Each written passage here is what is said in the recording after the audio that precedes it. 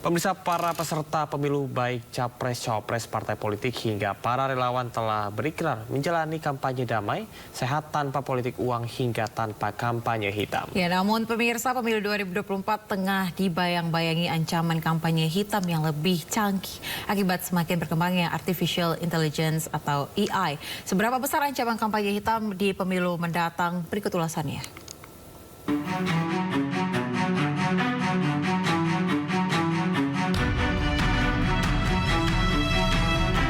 Pemirsa, masa kampanye pemilu telah dimulai. Deklarasi kampanye damai telah diikrarkan para peserta pemilu termasuk capres dan cawapres. Namun black campaign masih disebut menjadi ancaman pada pemilu kali ini, terlebih di era kemajuan teknologi seperti AI. Lalu apa kata fakta? Dalam deklarasi kampanye damai, para peserta pemilu telah berjanji sejumlah hal, mulai dari kampanye yang jujur dan adil, lalu kampanye yang berintegritas, tanpa hoax, tanpa politisasi sara hingga tanpa politik uang.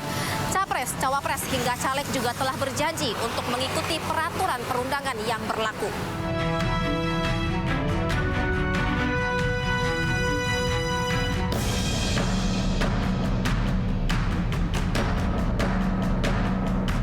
Ada komitmen yang dinyatakan para peserta pemilu untuk bersama-sama melaksanakan pemilu yang sehat, melaksanakan kampanye yang sehat, tidak saling mengumbar kenegatifan lawan politiknya, tapi mempromosikan dirinya, menunjukkan hal-hal baik dirinya.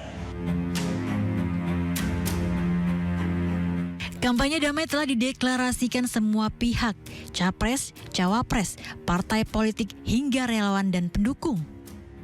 Namun, pemilu 2024 tengah dibayang-bayangi ancaman kampanye hitam yang lebih canggih akibat semakin berkembangnya artificial intelligence.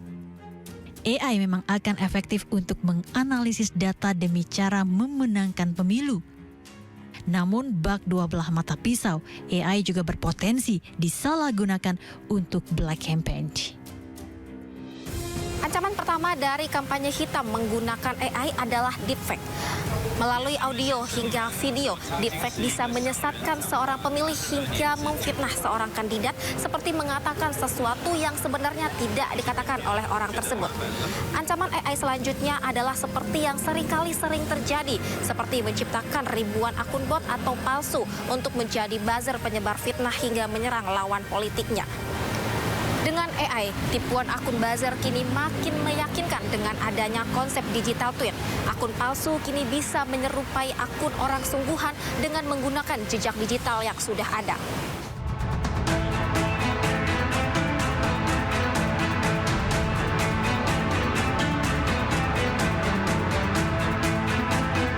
Menjelang pemilu 2024, kira-kira sejak 2 tahun yang lalu itu kreativitas untuk uji coba itu mulai bermunculan. Juga terbukti pemilu Amerika, Filipina itu tidak lepas dari penggunaan artificial intelligence untuk black campaign. Ya, deepfake itu adalah salah satu bentuk teknologi yang berbasis artificial intelligence yang mengimitasi, yang mampu menirukan suara seseorang, gerak tubuh, mimik muka, intonasi. Fatal kemarin tiba-tiba Pak Jokowi berpidato dalam bahasa China di sebuah forum sangat lancar.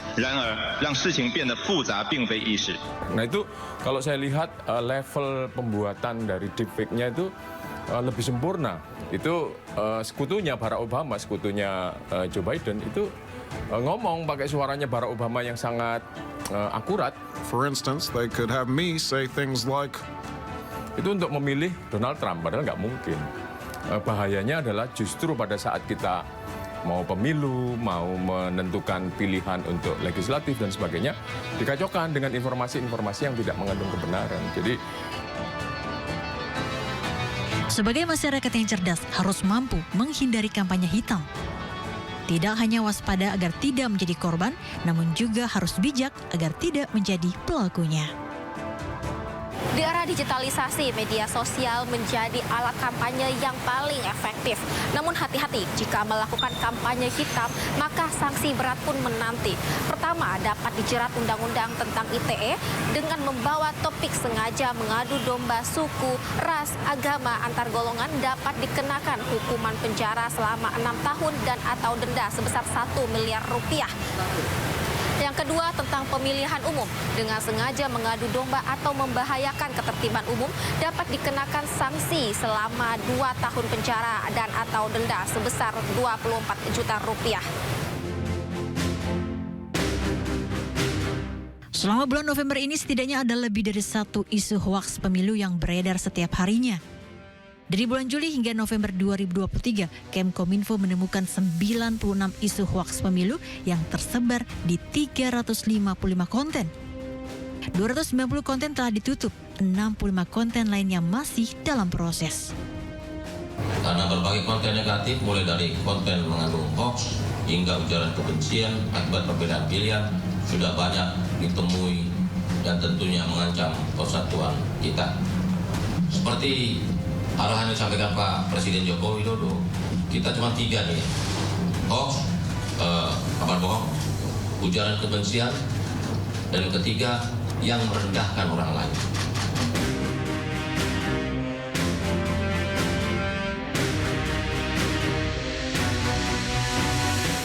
Ada banyak cara untuk menghindar dari kampanye hitam. Yang pertama, cermati reputasi media.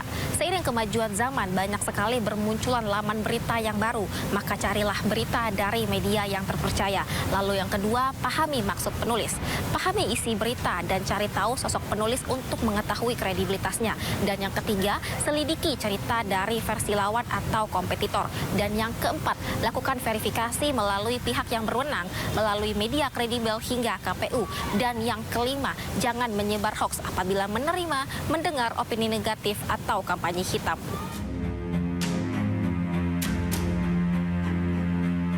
Fenomena yang telah terjadi di Indonesia, kampanye hitam dilakukan buzzer politik yang beroperasi menggunakan akun-akun palsu atau anonim. Dalam konteks politik, buzzer mendengungkan narasi yang diinginkan oleh pembayarnya. Tak jarang, pesan yang disampaikan membuat kampanye hitam seperti berita hoaks dengan tujuan untuk menjatuhkan lawan politik. Untuk itu, dalam deklarasi kampanye pemilu damai, 18 peserta politik telah berikrar untuk melakukan kampanye damai, jujur, dan sehat. Tidak melakukan politisasi sara, menyebarkan hoaks, ujaran kebencian, penghasutan, dan perbuatan politik yang politik uang selama penyelenggaraan pemilu.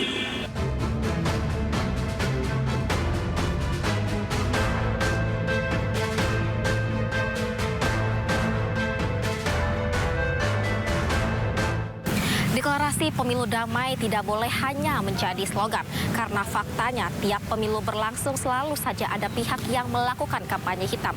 Terlebih saat ini tantangannya lebih berat, yakni harus menangkal black campaign menggunakan artificial intelligence. Saya Distia Rifa dan juru kamera Jamie Yasin. Sampai jumpa di Apa Kata Fakta berikutnya.